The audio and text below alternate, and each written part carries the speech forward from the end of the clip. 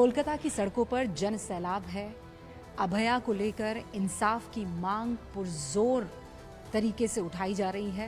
उधर supreme court की तरफ से तल्ख टिप्पणियों पर टिप्पणियां आ रही हैं और इस बीच पश्चिम बंगाल के राज्यपाल सीवी बोस साहब हमारे साथ यहां पर मौजूद हैं। सर, बहुत बहुत स्वागत है, थैंक यू हमसे बातचीत करने के लिए न्यूज़ 18 इंडिया से, नेटवर्क 18 से। पहला सवाल, सुप्रीम कोर्ट तल्ख टिप्पणियां कर रहा है, आपको लगता है कि ये केस वाकई अपने कंक्लूजन तक पहुंचेगा? सुप्रीम कोर्ट ने इसका कॉग्निजेंस लिया है। उन्होंने 4-5 सवाल पूछा है, वेरी वेरी रेलेवेंट है। जो बंगाल के लोग पूछता है वही सवाल सुप्रीम कोर्ट ने पूछता है। सुप्रीम कोर्ट ने आदेश दिया है, उसके डायरेक्शंस के पालन करना ही है। ऐसा हो तो सच निकलेगा, तुरंत निकलेगा, वो विश्वास मुझे है। सुप्रीम कोर्ट में और हाई कोर्ट ने भी, कलकत्ता हाई कोर्ट ने भी कहा absolute failure of the governmental machinery, ऐसा कहा है। सुप्रीम कोर्ट ने भी बहुत शार्प स्टेटमेंट्स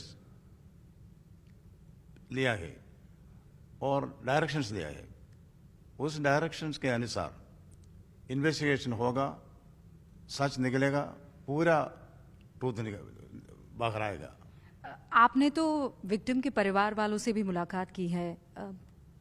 वो कह रहे हैं कि हमें पुलिस पर और ममता दीदी पर पूरा भरोसा है, लेकिन आपसे बंद कमरे में क्या बातचीत हुई है? आपने उन्हें क्या आश्वासन दिया है?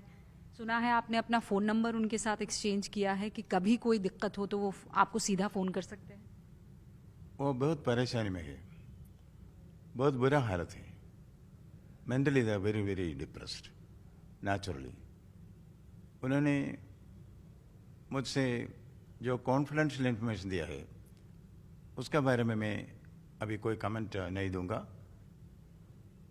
वो बहुत दुखी है, उसको मालूम होना है किसने ये किया है। मैंने उसे एश्योरेंस दिया, जो कुछ करना है आवश्यक कार्रवाई मैं ज़रूर करूँगा। इन्वेस्टिगेशन हो रहा है, इन्वेस्टिगेशन के बीच में राज्यपाल इंटरफेयर करना अच्छा नहीं, इसलिए उसके बारे में मैं कुछ नहीं कहूँगा। पर उनका हालत बहुत बुरा है, बहुत बुरा है माँ बाप का।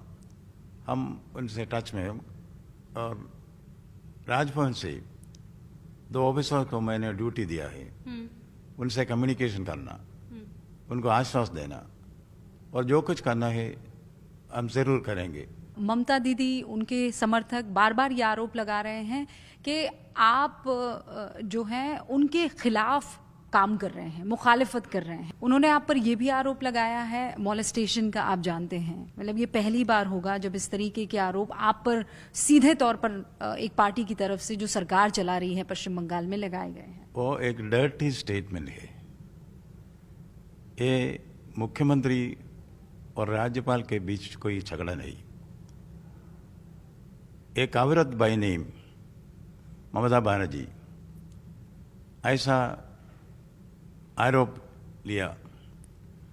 मैंने सोचा क्या करना है। मैंने हाई कोर्ट में केस दिया, defamation case against individual Mamata Banerjee, not about Chief Minister. This is a case between 2 individuals. My self-respect was wounded.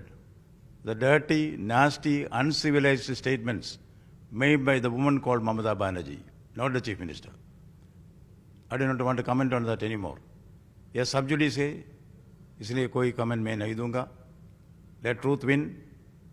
I will have the last laugh. संदेश खाली पर जब आपसे बात हुई थी राज्यपाल साहब, तब आपने ये कहा था कि रुबिका जी, अलग अलग इलाकों में हर ज़िले में संदेश खाली निकलेगा। और आज जब मैं कलकत्ता की ज़मीन पर हूँ तो दिखाई दे रहा है कि एक डॉक्टर बिटिया के साथ क्या कुछ हुआ है। क्या औरतें पश्चिम बंगाल में सुरक्षित नहीं हैं? एक गवर्नर के तौर पर आप ये महसूस कर रहे हैं अभी? पश्चिम बंगाल में भ्रष्टाचार और हत्या, ये दोनों में ग्लेयरिंग फैक्ट है। पश्चिम बंगाल को हत्या मुक्त, हिंसा मुक्त भ्रष्टाचार मुक्त बनना ही है। वो बहुत मुश्किल की बात है। It's an uphill task. वही होना ही है। That's what people want. Now there is a lot of violence, lot of corruption in Bengal, and people have a doubt, who is the cop, who is the thief. Police के एक विभाग, पूरा police नहीं, एक विभाग क्रिमिनलाइज्ड है और एक विभाग पॉलिटिसाइज्ड है और एक विभाग करप्ट है। ये तो अच्छा हालत नहीं। This does not speak well for a civilised society. Administration has not risen to the level of expectations. Government is not based on the constitution. केवल मेरा मत नहीं है, कलकत्ता हाईकोर्ट ने कहा है, absolute failure of the governmental machinery. Sir, ये एक बहुत बड़ा स्टेटमेंट आप दे रहे हैं एक गवर्नर होने के नाते। क्या इसके माने ये है कि कॉन्स्टिट्यूशन पर ना चलने वाली गवर्नमेंट एक नई राह की तरफ जाता हुआ पश्चिम बंगाल नजर आ रहा है? क्या यहाँ पर प्रेसिडेंट रूल लगाया जा सकता है? इसके बारे में मैं कोई कमेंट नहीं कहूँगा। अब कॉन्स्टिट्यूशन में जो जो प्रिस्क्राइब किया है उसके अनुसार काम करूँगा विदाउट फियर ऑफ फेवर। जो करस्पॉन्डेंस राज्यपाल और कॉन्स्टिट्यूशनल अथॉरिटीज़ के बीच में होता है वो पब्लिक डोमेन में कहना अच्छा नहीं, इसलिए मैं सर्कमस्पेक्ट रहूँगा।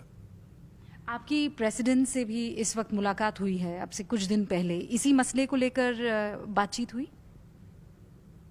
मैंने कहा कॉन्स्टिट्यूशनल अथॉरिटीज़ एंड राज्यपाल, हमारे बीच में जो कम्युनिकेशन होता है वो कॉन्फिडेंशियल रखना है, इसलिए इसके बारे में मैं कोई कमेंट नहीं दूंगा। आपने मोबाइल सेवा भी शुरू की है, लोग आपको कॉल कर सकते हैं। किस तरीके की राय वहां से आ रही है? किस तरह से लोग आप तक राय पहुंचा रहे हैं? मुझे हजारों लोग कॉल करते हैं ये मोबाइल कंट्रोल रूम में।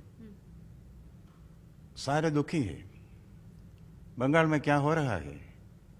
हिंसा हो रहा है, भ्रष्टाचार हो रहा है, सरकार कोई उनका काम नहीं करता, ऐसे कंप्लेंट्स लोगों से आता है। उसके मन में डर है। Bengal is in fear. Campus में भय है, कैंपस के बाहर भय है, गवर्नमेंट से भय है, पुलिस से भय है, गुंडा लोगों से भय है, भय से भय सारे जगह भय है। लोगों के मन में भय है। ऐसा फियरफुल स्टेट नहीं होना है। ये तो अच्छा नहीं लगता, शोभा नहीं देता। आपको क्या इस वक्त भविष्य बंगाल का नजर आ रहा है? रात है तो दिन भी होगा। There shall be light at the end of the tunnel. You know, the darkest hour is before dawn. This, I think, is the darkest hour for Bengal. Now the dawn will be there. If winter comes, can spring be far away? We are hopeful.